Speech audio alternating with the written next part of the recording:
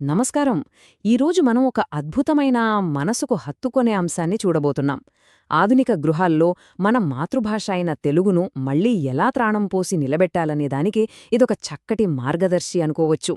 ఈ వివరణలో మనం ఇంట్లో సులభంగా చేసుకోగలిగే చిన్న చిన్న మార్పులను చాలా వివరంగా, ఆత్మీయంగా తెలుసుకుందాం.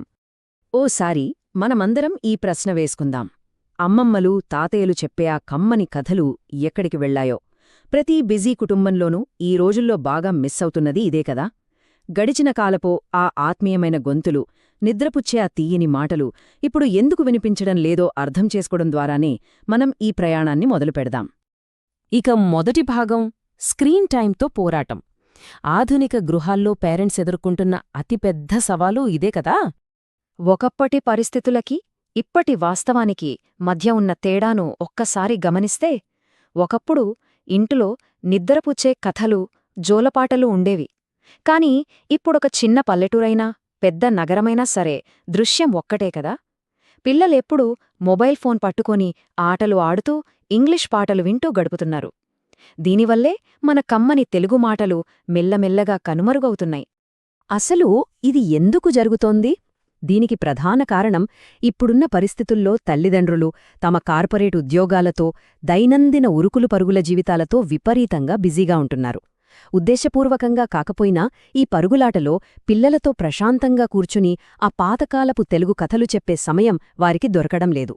ఇది దాదాపుగా ప్రతి ఇంట్లోనూ మనకు ఎదురవుతున్న సమస్యే, అవును కదా. సరే, ఇప్పుడు రెండో భాగానికి వెళ్దాం. అదే ఆడియో కథల మాయాజాలం. ఈ డిజిటల్ ప్రపంచపు మాయ నుండి పిల్లలను బయటకు తీసుకురావడానికి ఒక ఊహించని, అద్భుతమైన పరిష్కారం ఎలా దొరికిందో ఇప్పుడు చూద్దాం. ఇక్కడే నేమానీగారు తెరపైకి వస్తారు. ఆయనకు తెలుగు భాషపై అపారమైన ప్రేమ ఉంది. ఆ ప్రేమే ఆయనను ఒక ముందడుగు వేసేలా చేసింది. ప్రతిరోజూ తన మధురమైన గొంతుతో పిల్లలకు తెలుగు కథలను ఆడియో రూపంలో రికార్డ్ చేసి వినిపించడం ప్రారంభించారు. నిజంగా చెప్పాలంటే ఇది ఒక అద్భుతమైన మార్పుకు నాంది పలికింది అనడంలో ఎలాంటి సందేహం లేదు. ఈ కథలు పిల్లల హృదయాలను ఎలా తాకాయో చెప్పడానికి వాడిన ఈ వర్ణన చూడండి. కొత్త ఆవకాయలో వెన్నముద్దలా. ఆహా, వింటుంటేనూ నోరూరిపోతుంది కదూ. మన సంస్కృతికి, మన ఆత్మీయతకు ఇంతకంటే గొప్ప ఉదాహరణ మరొకటుండదు. ఆ కథలు పిల్లల మనసులకు అంతటి కమ్మని అనుభూతినిచ్చాయన్మాట. ఆ కథల మాధుర్యాన్ని వివరించే మరికొన్ని అందమైన పోలికలు చూడండి.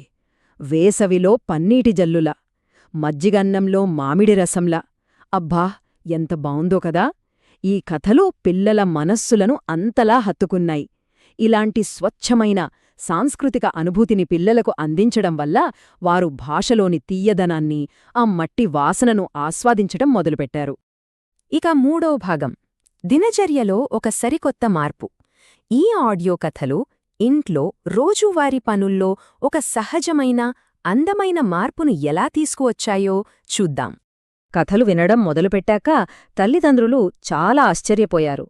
ఏంటి, పిల్లలు మొబైల్ ఫోన్ వదిలి కథలు వింటున్నారా అని వాళ్లకే నమ్మశక్యం కాలేదు. ఎప్పుడూ స్క్రీన్కి అతుక్కుపోయే పిల్లలు కేవలం ఒక ఆడియో కథ వినడానికి ఫోన్ పక్కన పెట్టేయడమనేది వాళ్లకొక చిన్నపాటి అద్భుతంలా అనిపించింది. మొబైల్స్ లేకుండా పిల్లలను ఎంగేజ్ చేయడం సాధ్యమేనని ఇది నిరూపించింది కదా. ఇంటి వాతావరణాన్ని మార్చడం ఎంత సులభమో చూడండి. 1. రోజూ ఒకే సమయానికి ఆడియో కథలను వినిపించడం ప్రారంభించండి. 2. పిల్లలు వాటంతట అవే డిజిటల్ అలవాట్లను పక్కన పెట్టడం గమనించండి. 3. వారు కథలు కావాలని అడిగినప్పుడు ఎంతో సంతోషంగా స్పందించండి. కథలు చెబుతున్నప్పుడు చిన్న చిన్న తెలుగు పదాలతో సరదాగా ఆటలాడుతూ వారిని మరింత ఉత్సాహపరచండి. ఇది ప్రతి ఇంట్లో చాలా సులభంగా చేయగలిగే ఒక దినచర్య. ఈ కొత్త అలవాటు ఎంత బలంగా మారిందంటే, నేమానిగారి ఆడియో కథ ఒక్కరోజు రాకపోయినా సరే పిల్లలు అస్సలు ఊరుకోలేదు. వాళ్లే స్వయంగా పెద్దల దగ్గరకు వెళ్లి కథ చెప్పండి అని పట్టుబట్టడం మొదలుపెట్టారు. డిజిటల్ స్క్రీన్ల నుంచి మాతృభాషలోని మౌఖిక కథల వైపు వారు ఎంతలా ఆకర్షితులయ్యారో ఇది స్పష్టం చేస్తోంది కదా. పిల్లలు కథల కోసం వాళ్లంతట వాళ్లే ఎదురుచూడటమనేది మనం సాధించిన అతి పెద్ద విజయం. ఇక 4వ భాగానికి వద్దాం. ఇంట్లో తెలుగును పునరుద్ధరించడం. కేవలం ఒక వినోదంగా మొదలైన ఈ ప్రక్రియ ఇళ్లల్లో ఒక అర్థవంతమైన ఉద్యమంగా ఎలా మారిందో ఇప్పుడు చూద్దాం. ఇక్కడ జరిగిన అసలు మాయ ఏమిటంటే, పిల్లలు కథలు అడగటం మొదలుపెట్టాక పెద్దలు కూడా వారికి కథలు చెప్పేందుకు ఉత్సాహంగా ముందుకొచ్చారు. అందుకోసం వారు మళ్లీ తెలుగు పుస్తకాలు చదవటం, ఇంట్లో స్పష్టంగా తెలుగు మాట్లాడటం అలవాటు చేసుకున్నారు. పిల్లల కోసం ప్రారంభించిన ఈ ప్రయాణం పెద్దలను కూడా మళ్లీ తమ మాతృభాషకు దగ్గర చేసింది. నిజంగా ఇదొక ఆత్మీయమైన కలయిక కదా.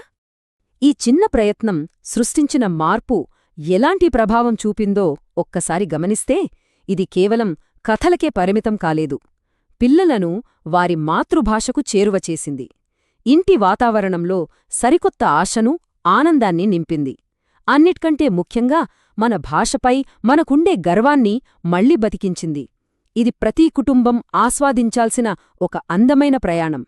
ఇక ముగించే ముందు ఒకసారి ఈ ప్రశ్నను మననం చేసుకుందాం. ఈ రాత్రి మీ ఇళ్లల్లో ఏ కథ వినిపించబోతోంది? అవును, ఈరోజే ఒక చిన్న కథతో పిల్లలను ఆ డిజిటల్ స్క్రీన్ల నుంచి దూరంగా తీసుకొద్దాం. పాతకాలపు ఆ కమ్మని తెలుగు మాటలను మళ్లీ ప్రతి ఇంట ప్రతిధ్వనించేలా చేద్దాం. ఆ మార్పు మన నుండే మొదలవ్వాలి కదా.